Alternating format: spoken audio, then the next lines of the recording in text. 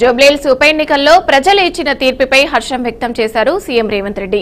Assembly ఎన్నికల్లో హైదరాబాద్ లో పెద్దగా ఫలితాలు రాలేదని గుర్తు చేశారు.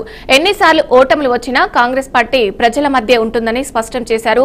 గెలిస్తే విర్రవీగడం, ఓడిపోతే ఏడవడం కాంగ్రెస్ తీరు కాదన్నారు.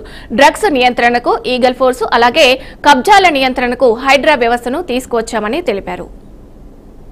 తెలంగాణ సమాజానికి కాంగ్రెస్ పార్టీ కార్యకర్తలకు ఈ గెలుపులో మాకు అండగా నిలబడ్డందుకు మనస్ఫూర్తిగా వారికి ధన్యవాదాలు తెలియజేస్తూ, ఈ గెలుపు మా బాధ్యతను మరింతగా పెంచింది. 2 సంవత్సరాలు పూర్తి చేసుకుంటున్న సందర్భంలో హైదరాబాద్ నగరంలో సాధారణ ఎన్నికల్లో మాకు పెద్దగా సానుకూలమైన ఫలితాలు లేని సందర్భంలో ఇప్పుడు ప్రజలు అండగా నిలబడి కాంగ్రెస్ పార్టీని ఆశీర్వదించి తెలంగాణ రాష్ట్రాన్ని సంక్షేమంలో, అభివృద్ధి కార్యాచరణలో ముందుకు వెళ్ళండి, బాధ్యతతో ఈ కార్యక్రమాలను నిర్వహించండి అని చెప్పి మమ్మల్ని ఆశీర్వదించడం జరిగింది.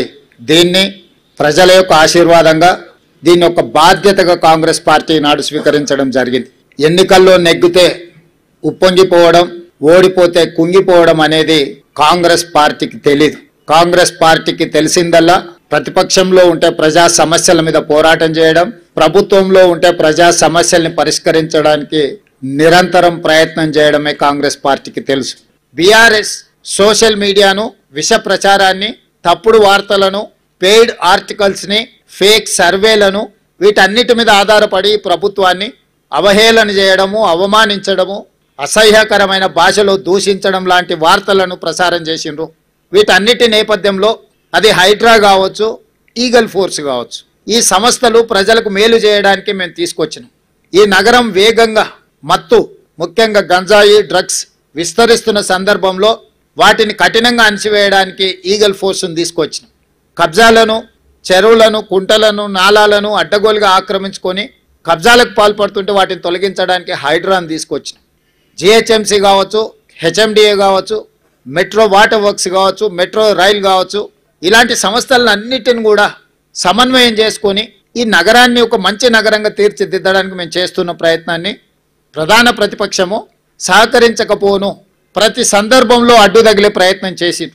మూసీ ప్రక్షాళనకు సంబంధించి మూసీ ప్రాంతంలో నివసిస్తున్న వాళ్ళు ఎవరు అది అద్భుతంగా ఉంది అని అక్కడ ఉండడం లేదు. నేను ఎన్నికల ముందు చెప్పిన, ఈనాడు గెలిచిన సందర్భంగా మీ ద్వారా ప్రధాన ప్రతిపక్ష పార్టీకి, కేంద్రంలో అధికారంలో ఉన్న భారతీయ జనతా పార్టీ కూడా సూచన చేస్తున్నా.